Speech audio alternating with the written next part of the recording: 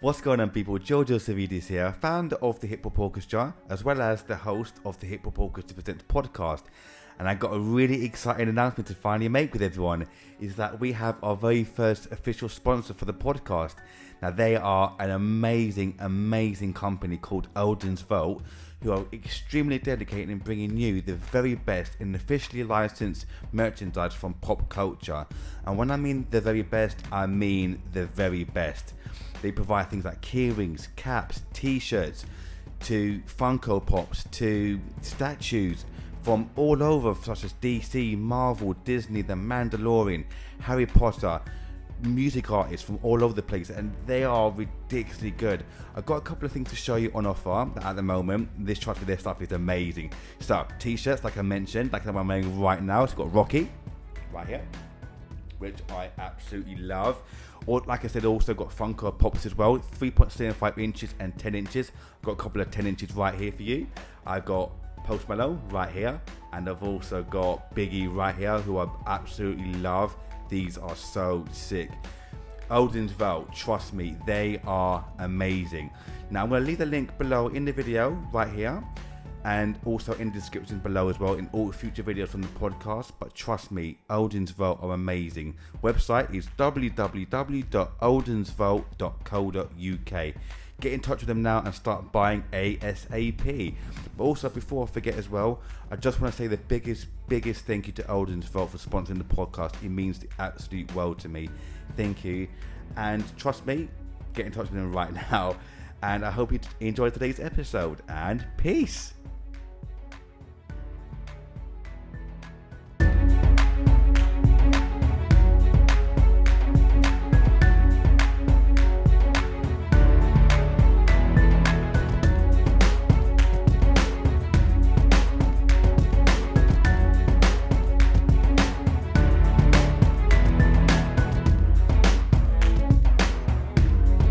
What's going on, people? Welcome to a brand new episode of the podcast. And today we are joined by another amazing guest today, radio presenter and host Melina Mun. How you doing? You okay? Woo, I'm Yeah. great. Thank you so much for having me. What an It's, honor. What a pleasure. it's my pleasure. How's things doing? Are you okay?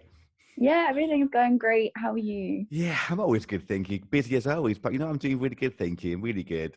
That's great. Thank you. How's life treating you at the moment? Now you've been busy? Yeah, quite busy.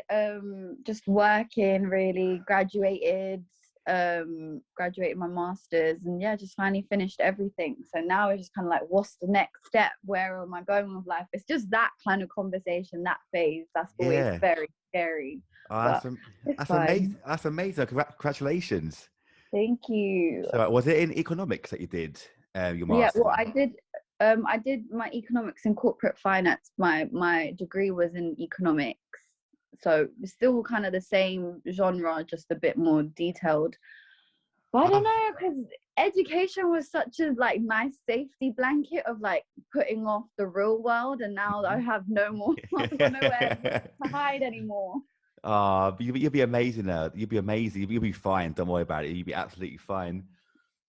Here's God willing. No, you will. Trust me. Keep that positive mindset. You'll be absolutely fine. Don't worry about it. You'll be fine. It's Thank okay, you so much. it's all right. What made you go down that route in the end?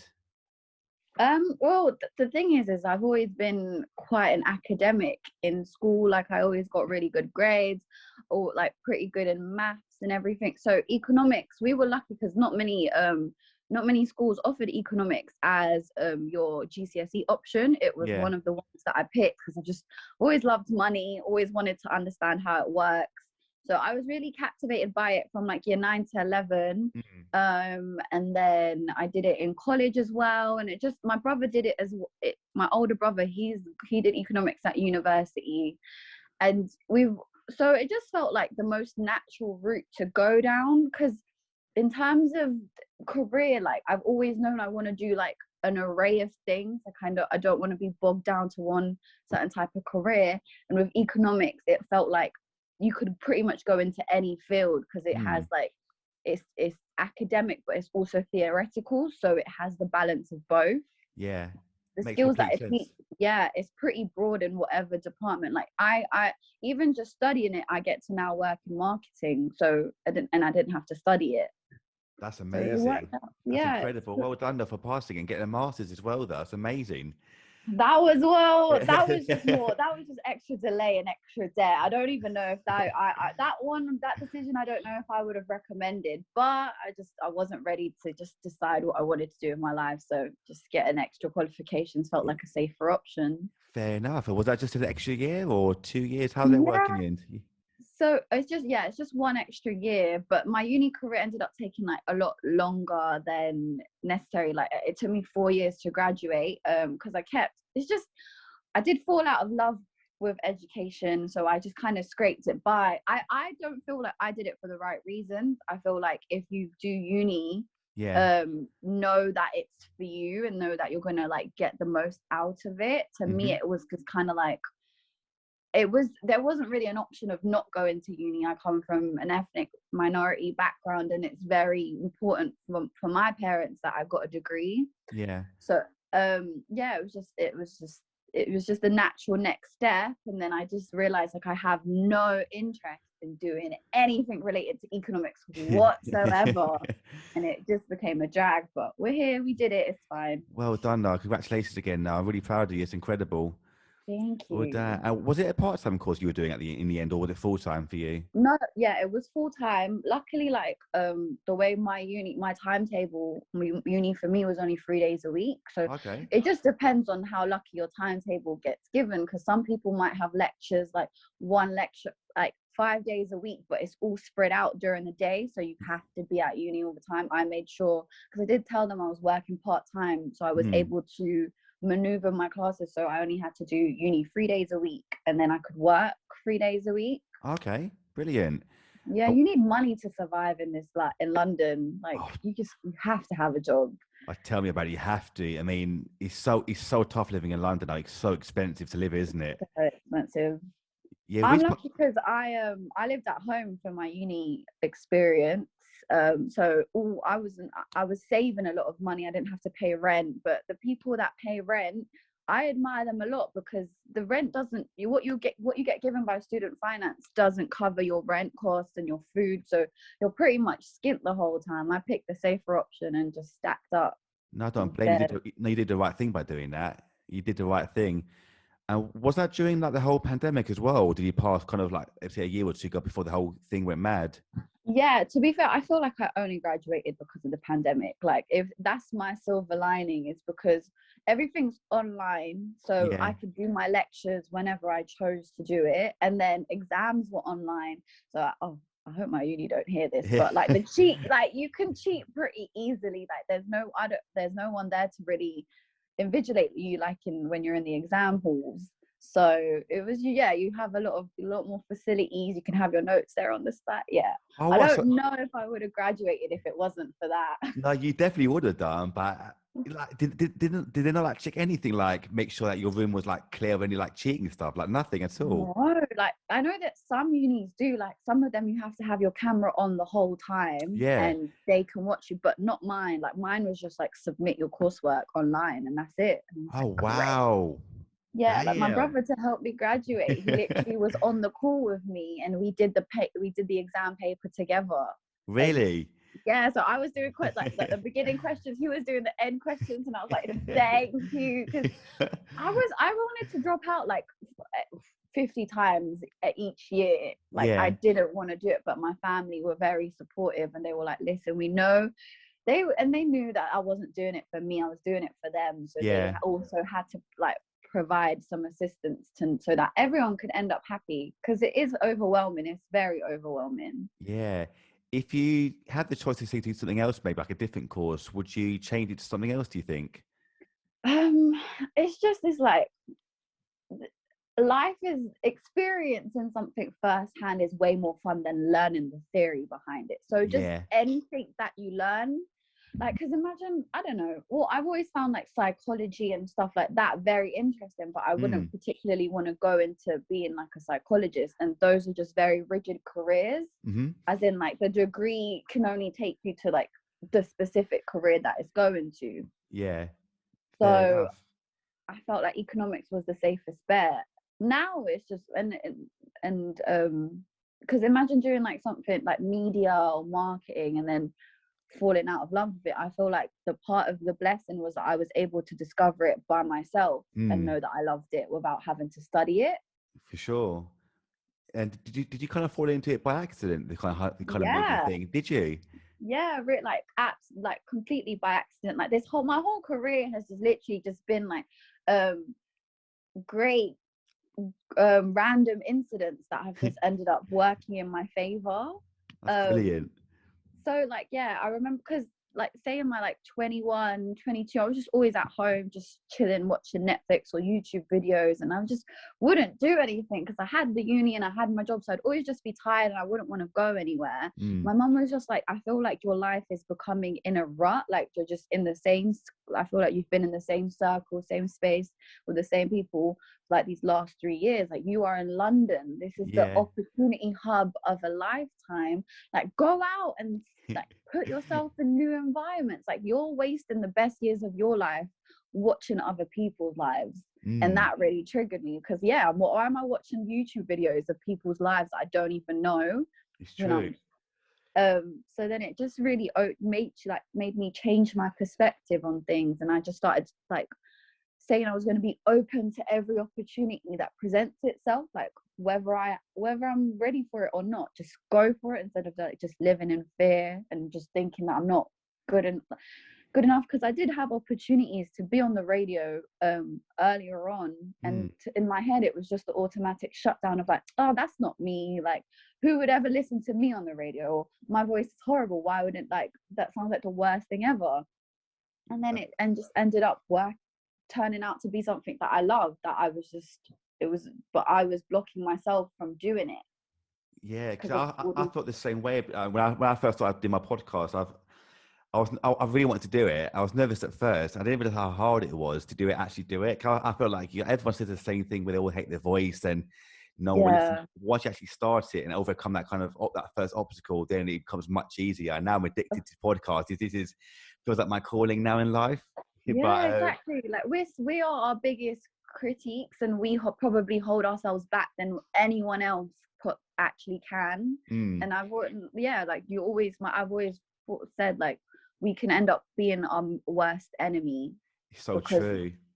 All of these negative thoughts just based from insecurities about oneself really hold you back, or when you're so passionate, even the opposite end, like when you're super passionate about something and you want it to be the level of perfection that is unattainable, when really anyone would be happy if you just give out content or make that song or just do anything, people will still be impressed. But we're like, no, it's not good enough, it's not good enough, it's not good enough, and you end up just not doing it.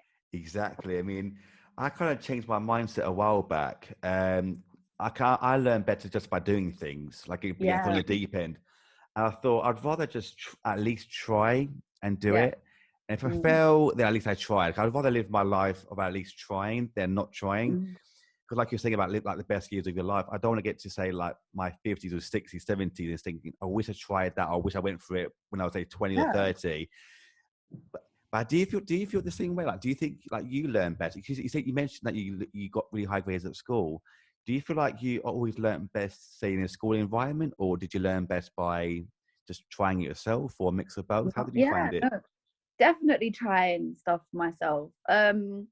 Because school everything works.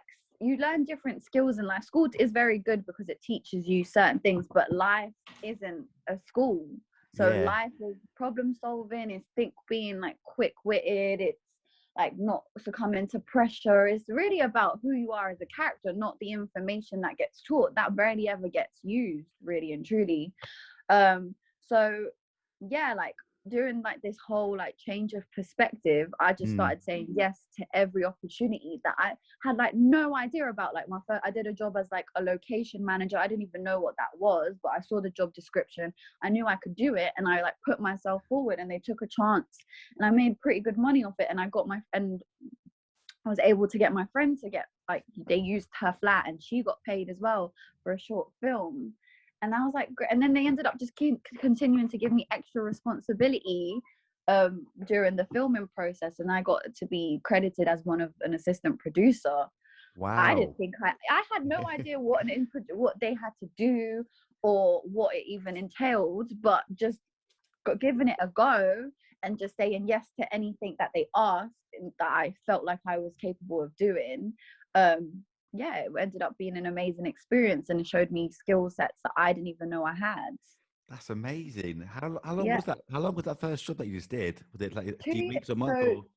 yeah, 2 years ago now. Wow. That was my first step into doing anything creative. I joined Star Now, which is an amazing site if for creatives to find like jobs to do, castings. Yeah, and then I saw the job description, and I just was they were like, what kind of things you're interested. I put an array of options like presenting, acting, extra work, just anything and everything. And then I saw the position, and they needed like a nitty gritty estate for a film. I was like, I live in a nitty gritty estate. I have friends who live in a nitty gritty estate. I can do this. Like I can. And that's exactly what I said to him. I was like, I may not have any experience, but I have the network basis to be able to provide exactly what you're looking for. Take a chance on me, and I'll pull through. And they did, and it was great. And I'm not they're one of the people that I'm still in contact with, and they gas me up the most. Like they are massive supporters in my career, and it is very empowering. That Very empowering. is. I really empowering. That's so good to hear. I'm really proud of you for that. It's incredible. But that's what I mean is like not a lot. Most of the things that I've done have been these kind of situations. So when it got into radio presenting, the guy who originally had a show, he just wanted someone to write articles for their website. So I was Hmm. like, okay, cool. I'm good at writing. Let me try. I'd never written an article before, but I was like, I journal a lot. I was like, it should be the same thing. Yeah. I applied, and he was like, okay, cool. Write a sample piece. I wrote about this was when it was the World Cup. So it was like Love Island was on. It was like the end of the World Cup was approaching. London was in a heat wave. It was just an amazing time to be alive. And I wrote about it, and I was like, get the cans out, Julie, London's having a heat wave. And it was very funny, very light-hearted, and it was just like things to do in London when it's hot. Yeah. So Yeah. nothing even special, but they loved it. I sent it like immediately. They were like, we loved your enthusiasm. You're one of the first people to send back your piece of work. We don't even want to look at anyone else. We want you. I was like, Wow. great. Yeah. And even more, this is another thing, is I'm very cheeky. Like I'll always try and push my luck. I would have done it for free, but then I was like, all right, so how much are you paying me? And I had no idea what an article like charges per like written piece. So I was just like, he was like, how much do you charge? And I was like, £100 an article. Yeah. And then that was outrageous, obviously, for someone, especially as someone that no experience. But then he ended up, we ended up like, agreeing to like £60 an article, which for someone with no experience, that's paid. That's higher than most people with a lot of experience. So just by asking outlandish questions, like, but still more or less realistic. But if by pushing your luck, I was able to get paid for a job that I would have done for free, just out There of we passion. go. There we go. It's brilliant, because you have to be that passionate person, don't you, to get where you want in life. Yeah. But Definitely. also just kind of value your worth. Like if you're providing a service, so if you think that they should pay, or just asking, like Yeah. and I've always been one is like, if you don't ask, you don't get. Exactly. There we go. I know a lot of people do struggle with that, don't they? About asking, about actually just asking in the first place. I mean, have you always been Yeah. confident enough in yourself just to ask in the first place? As long as you're not doing it in an arrogant way, but it's just common sense. If I'm providing a service, then yeah, like if and in anything you do, it's transactional. So if I'm doing you if I'm helping your brand, then I deserve to get paid. And if not, then how are you providing, how are you making this an equal transaction for my benefit? There we go. Because you could say, Exactly. yeah. So yeah, I would have done it for free, but obviously I asked, and then I got paid for it, and then it led me to being on the radio, to come and like speak about the articles that I'd written, and then they asked me to be like a co-host for when people weren't when I had to like a fill-in co-host, and then I got like the permanent position with them. That's amazing. Is that at the G slot? Yeah, where you went from That there was to the G slot, or would that be something else? that was before the G slot. So that was one of the girls, Dee Dee. She had a show with the Latino Shade Room, And they had their radio show Luch and Didi Live, and it was great because it was a show about like the UK urban and Latino culture, so that's pretty much all of me. So then like just to be in a place that represented like my culture and my community was really nice. And then and then they ended up like the Didi ended up revamping, and she wanted an all girls cast, and so she brought me onto the G slot, and that was an amazing experience as well. That is amazing, because obviously some of the work that you do, it is amazing. It is. And how long have you been there for now at the G slot? Well, not with them anymore, Oh, but you're not? Okay. but we probably like, I'd say like we started in July till December. It's a nice like couple months. It was a lot of Okay. fun, a lot of fun. It's just always been in like around like strong, funny, fierce females. It Yeah. does empower you. It does empower you for sure. And it was just nice to just be in the divine feminine energy. Yeah, for definite. And I was every Monday at between 9 and 11 o'clock, was it? Yeah, it was Yeah.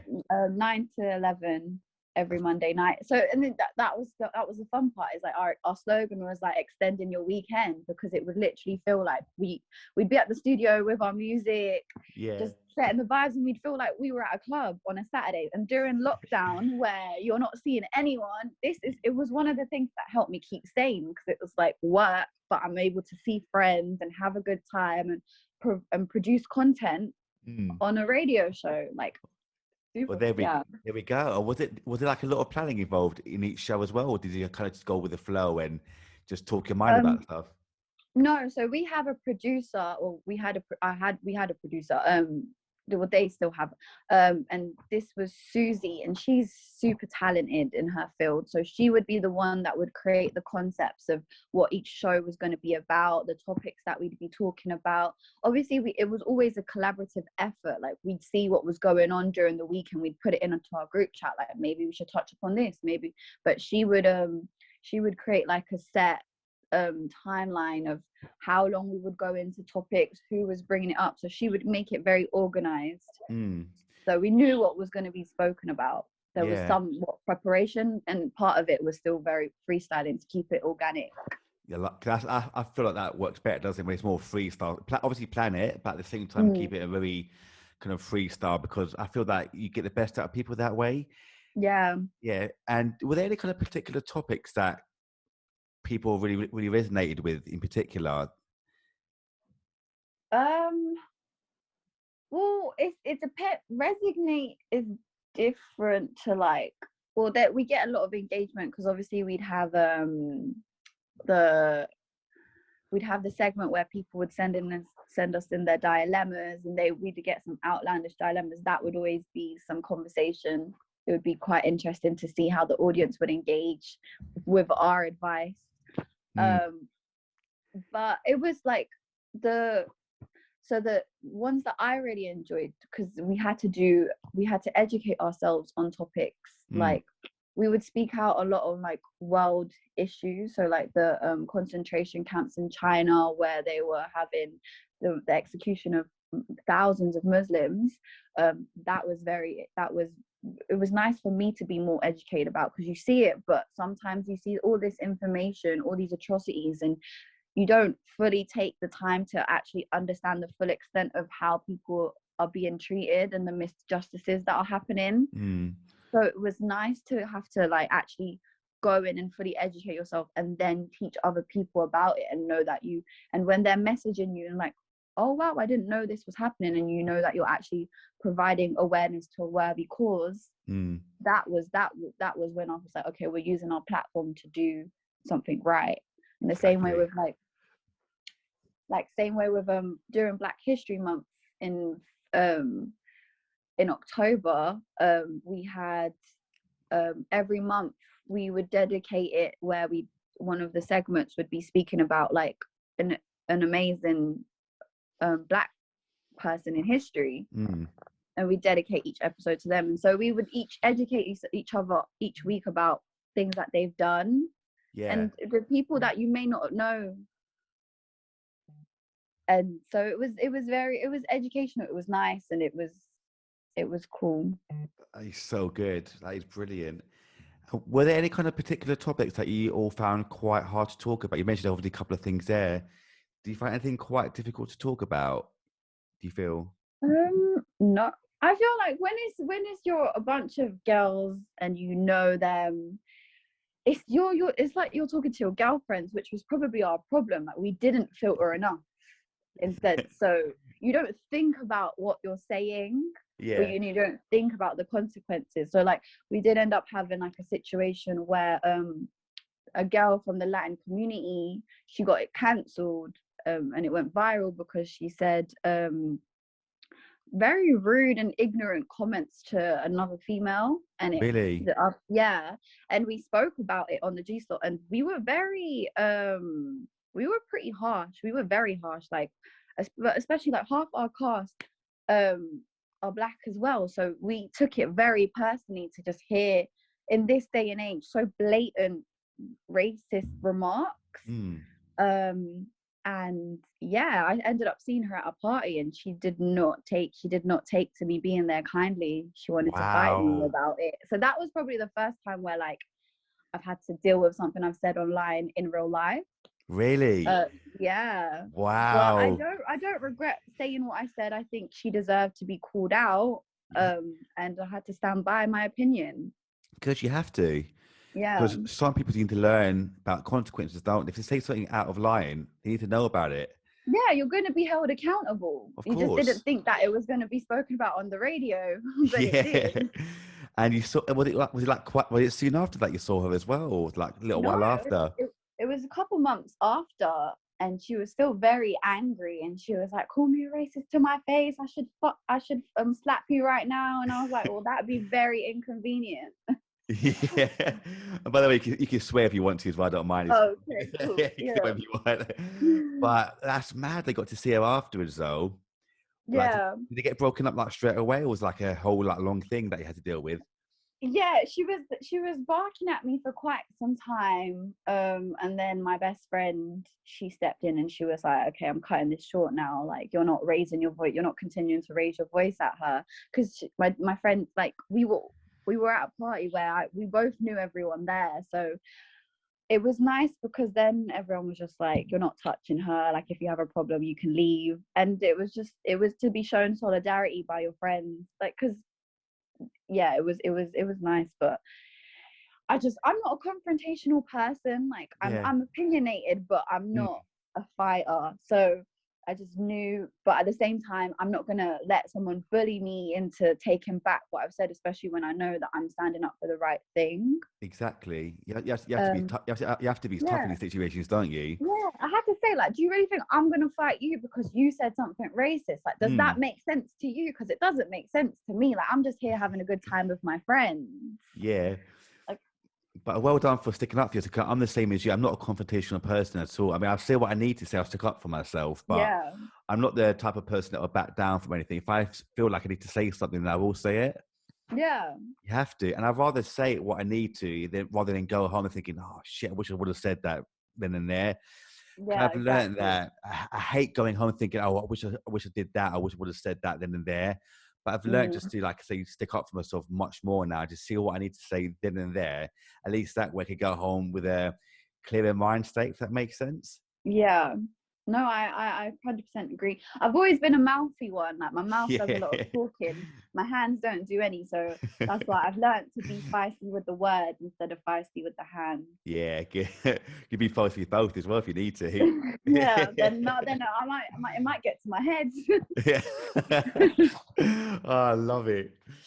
No, but how was last night, by the way, the auditions for the voice that you did? How was that? That was unreal. That was such a great opportunity. Like, I was so honored to host the virtual auditions for Mm, the voice. And like, I love working with LDNRBS so much because the community that they've cultivated is so special. Like, I love doing those talent shows because even within the comments, like, they're just so supportive for one another. Like, yeah, all these artists come together, and it's always such a nice positive space.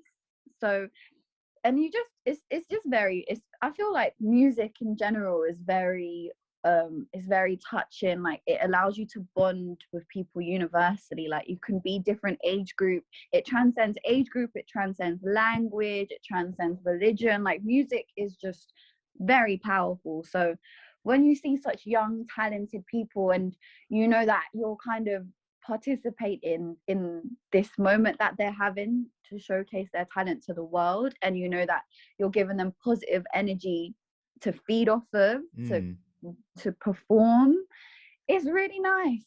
I really enjoy it. That's Like, amazing. yeah, like, even I feel like I felt most connected to one of the contestants, and unfortunately I can't put her through because she was under the age limit, but I'm so glad Okay. that she joined the live, because and this is what I mean, it's just like people of all walks of life. So it was a young 14-year-old girl Yeah.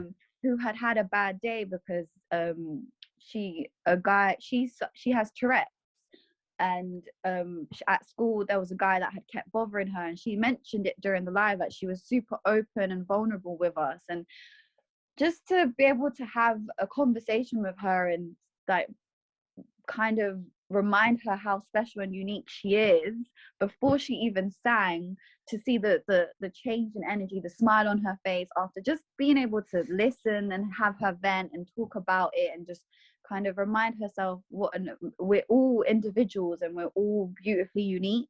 Like, we were Yeah. made like that for a reason. Exactly. And then she sang, and her voice was amazing, and I was like, oh my god, like, this is an incredible moment. And she even, like, I said to her, I was like, I feel like a kindred spirit, like, I feel bonded to you. And she said the same, and it was a very nice moment. Like, if you check out the live, that would probably be like the most special, most significant moment for me, other than like everyone's incredible voices. But that one, it was very personal. It was it was a beautiful, beautiful moment. That is so good to hear. I'm so with you when you say about how powerful music is. It's so powerful, isn't it? It gets you to Yeah, everything. And there's literally there's music for every feeling as well. I realize, like, if you're sad, you listen to this. exactly. If you're happy, listen to this. If you're in a good mood, listen to this. Music Yeah. is one of the best things ever. It's just I Mm. can't. It's like a drug, isn't it? It really Yeah. is. It And is. it's even psychologically proven that the music, like, if you go on your if you say you go on your Spotify playlist now, Yeah. whichever song you first choose to listen to is an extension of how you're actually feeling in that moment. So, like, Yeah. and that's so interesting, because I didn't realize that. And then I'd feel like, yeah, because when I'm in a good mood, I'll probably go for something more like high tempo, faster, like light-hearted. And then when I want to feel something, it will be like Mariah Carey, My All, and I'm going through it in my emotions. And Yeah. it's like, yeah, that's very accurate. Thank But you. you wouldn't guess, you wouldn't assume it. Yeah, you wouldn't, because I realized that literally there's literally a tune for every feeling, isn't there? It's literally Mm, music for every feeling. If you're happy, there's this. If you're sad, there's this. It's so good. It's amazing. But with the auditions last night, I went over 2 hours, wasn't it? The audition yeah. stage. Yeah. That's Wow. the only thing is it is the lives, they do end up being pretty long. But like, the longest live I've ever done was the first ever one, like the first ever live interviews. Mm. I was on for 3 hours, 3 hours. 3.5 hours. Oh Yeah, God. it was Wow. it was right at the beginning of lockdown. That was also like that was the first live where I ever felt like, okay, I might be able to do this presenting thing. Like, this might Yeah. be for me. um and it was because it was a conversation, and like, because working with Latino Shade Room, I ended up like meeting loads more Latin people. Like, Latinos are predominantly found in South London. I live in Mm. West, so Okay. I didn't predominantly grow up in that community. It was something that I chose to seek out as an when I was older, and I started to make more friends, and I was just, yeah, more immersed in the Latin culture. Yeah. So then I'm kind of an outsider. I have an outsider point of view and things. So then when the more conversations that I started meeting with, like, hardworking people that are building themselves up, is like they feel like the Latin community in the UK, they don't support one another. Mm. And because I was coming in, and I was like, every experience I've had has been welcomed with like abundance of support. So I didn't have that opinion. Like, I felt like my community's been super supportive for me, but I kept having the same conversations where they felt like Latinos weren't supportive. So I was like, okay, let me hold a conversation with people people that are significant in the community, people that have built themselves up, and have a conversation on live about why people think we don't support one another, and just kind of get into people's careers, their endeavors. So like I had Joanne Morales, and she's got like an all-inclusive luxury clothing brand. So she's super successful. Milena Sanchez, who was on like the Receipts podcast. I had like artists, musicians. It was like I think I interviewed 7 different people, and it was a really amazing conversation. Like, so many people participated, and by the end of it, something that was meant to be negative and calling out the Latino community for not coming together to support one another and seeing each other as competition, by the last person who I knew was going to have the most negative of opinion on it, because I have conversations with everyone beforehand just to know where their stance is. He was like, the overwhelming support just in this live tonight and the conversations we've had just goes to show, like, maybe I was hasty in my opinion. And he even changed it and was like, we are supporting, because just look at the support that we've had witnessed tonight. So just to be able to 360 that opinion that someone had, and he was ready to be super negative and say, like, we don't support one another and all the reasons why we don't, and he had to change it because of how positive this environment and conversation we had together. Yeah, because that's why just talking makes things so much better, doesn't it? Just talking about stuff. Just chat. I think people inherently do want to be kind, but because we're so like, we overthink everything and we interpret things differently to how they might actually be. Like, people might see like, oh, I posted this and she didn't repost me. Well, maybe she didn't even see your post. She was so like in her day. Or yeah, it's true. People take things very personally when it might be completely separate. As in, like, if I did something to you, you might take it super personally when it's nothing to do with you. It's just me going through it or me being distracted. Yeah. But now you've got a whole perspective of what the situation is, and it's completely different. Exactly. And that's why I think sometimes social media kind of, people can mistreat like a simple post, can't they, on social media? Yeah. As well. Like, put like a little simple post, it literally means nothing, but people take it way out of context. Yeah. But that's why I just talk to people and just clear the air, or just say exactly what I meant then, instead of like put a little post or say Twitter or Facebook, whatever it was, a little Snapchat, say, just talk about it. It makes things so much easier, doesn't it? Yeah, even like that's why I don't do much messaging. Like, I much rather have conversations around real life, because body language, tonality, like, all of that gets missed out in a text. Like, a joke can be given like delivered differently or taken differently on WhatsApp because you don't know how a person's saying it. Then in real life, something that wouldn't offend you in any kind of way because you know it's not done with malicious intent. Exactly. Yeah. But it's so true that's why I'd rather just talk to the person, or even like if I need to say something on a text, I'll leave a voice clip as well sometimes to say exactly what I mean. Yeah. So I can clear out the air. But it's so much easier just to talk with people, isn't it? Definitely. But that's me. I'm an in-person person. Like, I don't. Online, I'm dry as a bone. Like, I do not have conversations. That's jokes. But talk about kind of whole Latina background. I know that as of when we're talking today, that I know was it about a week or two you went to London for the Columbian protest that was happening? Yeah. Yeah, that was amazing. Yeah. Well, how was that? Was it amazing, you said?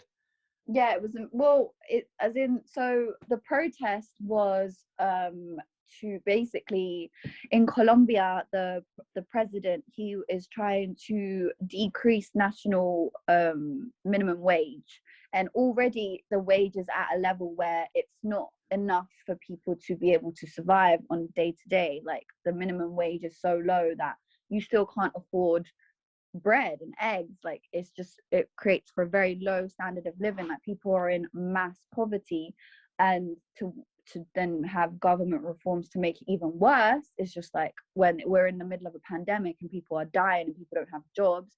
It was just completely like, it was basically like you're assassinating people because they can't survive, they can't feed their families. And so they started protesting, and in that protest they were met with mass police brutality. And I think now there's been 31 or 41 people killed by the police over, the rates have been in the hundreds now, and yeah, thousands of people arrested, innocent people that Wow. have just been protesting peacefully. And I don't know if you've seen the videos of how we protest, but our protests are very like Colombians and Latinos in general, like we're very like bubbly, vivacious people. So even in our protests, like they're there with like the bells, the campanas, and we're protesting and we're still like having a good time. It's not violent. But when you're met with violence and you're suppressed for so many years and you're not even given like the basic of human rights, like you're gonna meet you're gonna get angry because your voice is being muted. So it's amazing to see that the world has showed up in solidarity. It was amazing to see like thousands of us in Trafalgar Square, and then we ended up marching to Elephant and Castle, even though it was originally organized just to be a standstill protest, but the police did ask us to leave Trafalgar Square, so we ended up being a moving protest, which wasn't even planned. Oh, But it really? was, yeah. But because we're the smallest ethnic minority here in the UK, but we're the fastest growing, so to see so many of us and to see other communities also reposting and showing and sharing information about what's going on in Colombia has been very nice, has been very powerful. And even like the clips of where when our protest finished, quite a few Latinos stayed behind and started trying to inform the crowd about how there was going to be a Palestinian protest right after. So to kind of create, to just so that they could show awareness for this other community that is also suffering in the most unjust kind of way. But I think the world is waking up, and I feel like we're seeing the power we have when we come together and we're unified against one cause, which is, I think everyone just wants everyone to have basic human rights and to live a safe and peaceful life. And to stand, when we do see atrocities, we do need to speak up and we do need to do something about it. And I feel like more and more you see that happening more and more over time. Definitely. That's why I was so proud of you for actually doing it in the first place. I saw your story on Instagram about you actually going down there and seeing so many people. That's why I was so proud of you actually sticking up for yourself and being a part of it. Yeah, it was very moving. Like there was thousands of us, and I would have never expected it. I wouldn't, because there wasn't even that much propaganda for the protest. Like I knew about it like maybe the day before, and I wasn't even sure if I was going to go because I didn't know who I'd go with. And then I just ended up seeing a bunch. I pretty much went by myself, and then I ended up seeing people that I recognized, and it ended up being like a very moving experience. Wow. Yeah. How was it? You mentioned about being organised as like kind of like a standstill for a protest, but they had to move. I mean, how was it organised in the first place? Was it like a big Facebook group or like a WhatsApp group? How did it all work in the first place? I just saw people that are pretty significant, like that have big followings in the Latin community. I don't know who organized it primarily, so I wish I did, because then I shout them out. Yeah. But I just saw a couple people post it on their stories. I think I saw like 3 people put it on their stories, and then I was like, okay, like I've seen it 3 times now, like it must be a thing. And then so then I was like, I think, and then I asked my dad about it, because my dad is pretty well known in the community as well, and I was like, are you gonna go? And he was like, I think so. And I was like, and then he asked me, are you gonna go? And I was like, I think so too. I mean, that's pretty much how my decision was made. Fair enough. That's the amazing thing about social media, isn't it? All it takes is like 1 or 2 people to put a little post out and say we're doing this now, come down, and then you get literally like the next day thousands of people turning up.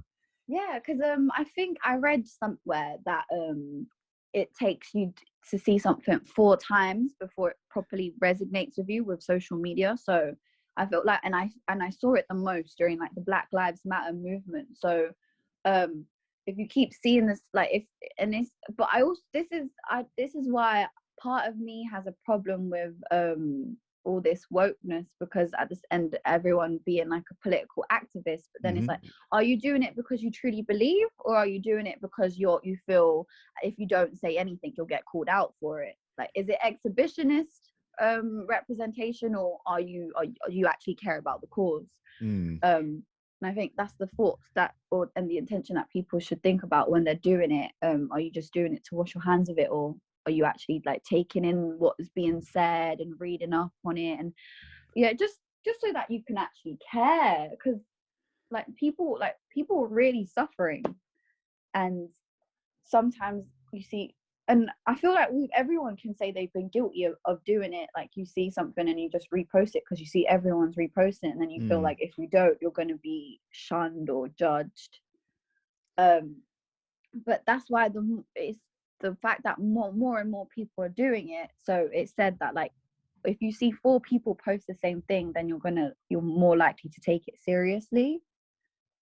So now with everyone resharing resources, you will be bound to take it in, especially when we're all sharing the same same information, as long as it's accurate though, because that's another thing, is like fake news can get shared and viral really quickly, and we don't even know if it's the information we're sharing is actually accurate.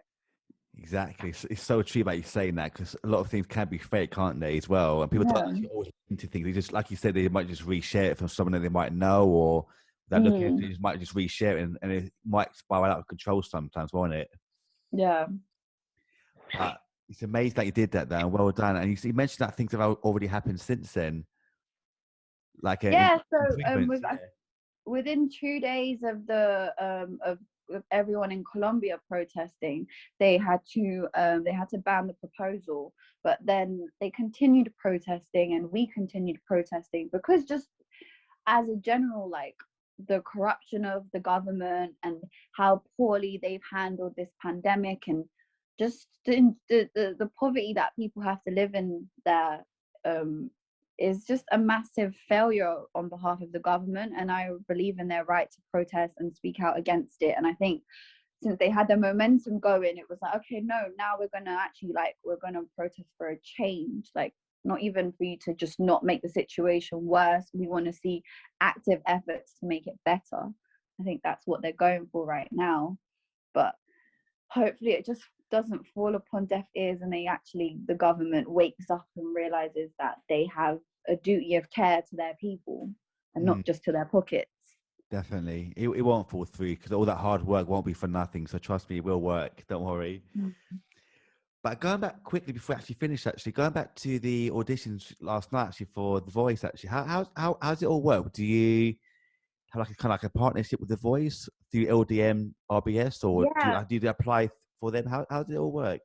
From my understanding, Ty, the guy who created LDNRBS CEO, he's part of the lineup for one of the in-house producers that pick who goes to the judges.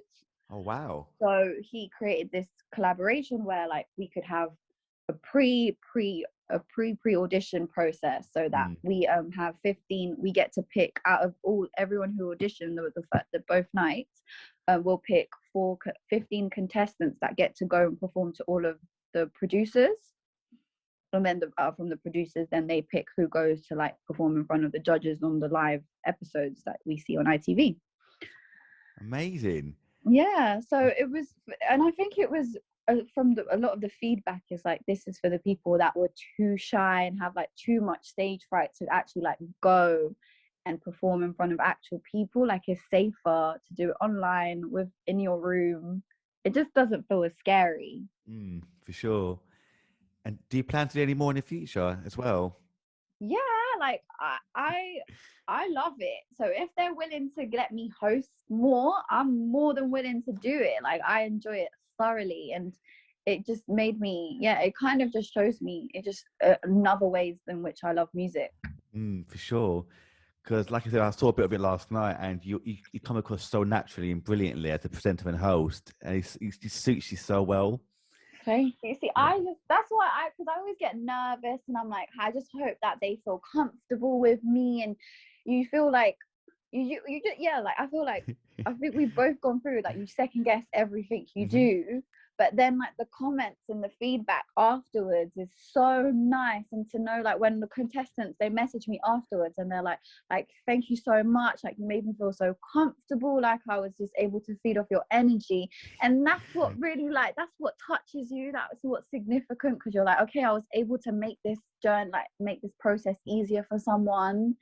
And that's all, like, I can really be grateful for, because I'm just the host, like, you're the talent. So really and truly, like, I'm thanking you for just for just sharing your talent with me, and then they're thanking me to say, like, I helped them in some kind of way. And I'm just like, wow, that's beautiful. That's yeah, it's very moving. It Lovely. is. There we go. And you fully deserve to be thanked for, because, like you said, you're so good at what you do as well. You make everyone feel so comfortable.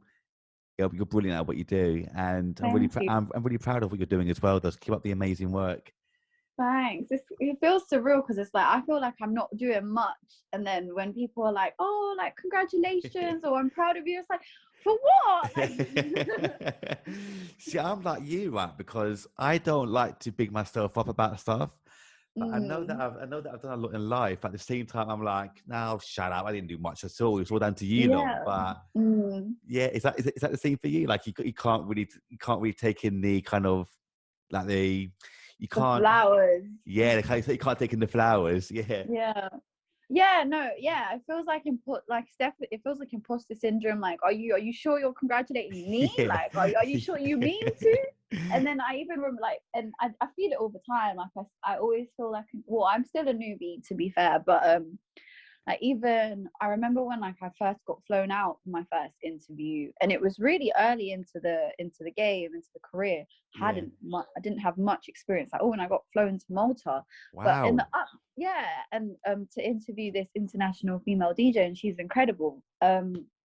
I had to keep asking the team, like, are you sure you want to pick me? Like, you're sure you Yeah. want to fly me? Like, do you know what I'm capable of? And they're like, yes, Melina, chill out. Like, we've asked us all month. We're not changing our minds. I'm like, okay, like, as long as you're sure. Yeah. Oh, so good. That is so good. What was it like to get flown out to Malta, though, and do it in the first place, and then come back afterwards? That was so cool. It was so fun, and it was literally the month. It was February, and then we went into lockdown in March. So to Oh get that man. right then was just perfect. And it was, I think, the thing I have to be most grateful for is, like, in this journey that I'm taking, the people that I've met along the way are so incredible and so smart, and just I'm very much an observer. Like, I feel like there's good things to learn from each and every person's story and their character, as who they are in as a character, and their morals, and just the way they think. So when I speak to someone, I'm very observant to, like, take in the things that I feel like I can then use in my own life to make me better. And I've come across, like, people that have just, I feel like we often set glass ceilings for ourselves. You dream, but you don't dream big enough, or you have these ideas and then you kind of like, oh no, I'm not the one that can pull it off. Like these self-doubtful thoughts. So then I started meeting people that have really, like, gone for it in life, and just put themselves out there, and just have, like, really disciplined, really, like, great thought processes and mindsets that I've started to adopt. And it's just very inspiring, especially to be around, like, young successful people. You start to dream bigger for yourself and know that, okay, there's no limit of what I'm able to achieve. Like, the only limit is myself and, like, my discipline. Other than that, I can achieve anything I want if I try hard enough, work hard enough, and push myself out there. And yeah, Exactly. that was like an awakening that I needed. Like, so now I have dreams that I would have never had, like, a couple years ago, There and we they're go. outrageous. And it's okay that they're Exactly. outrageous, because why not? Why, if I dream outrageous and I only come up to, like, halfway through, that's still a pretty good spot to come in. But Exactly. There we So I limit go. myself from the outset. Yeah. Exactly. And you know what? I love to finish on a positive note like that. And it's a perfect way to end. So I want to say, Melina, thank you so much for today, though. Honestly, thank No, you. thank you for having me. It's my It was pleasure. so fun. I loved it. Thank you. And how can people, last thing as well, how can people find you online as well, just in case? You can follow me on Instagram. It is Melina Munoz triple Z. And yeah, that's all I really use. Instagram. I don't really use Lovely. anything else. Fair But enough. thank you so much for having me and for making this so fun and pleasant. Like Ah, it's been great. it's my pleasure. Thank you as well. I really loved it. Thank you. And that's the end of the episode, guys. That's it. Take care, everyone. Bye-bye. Bye. Bye.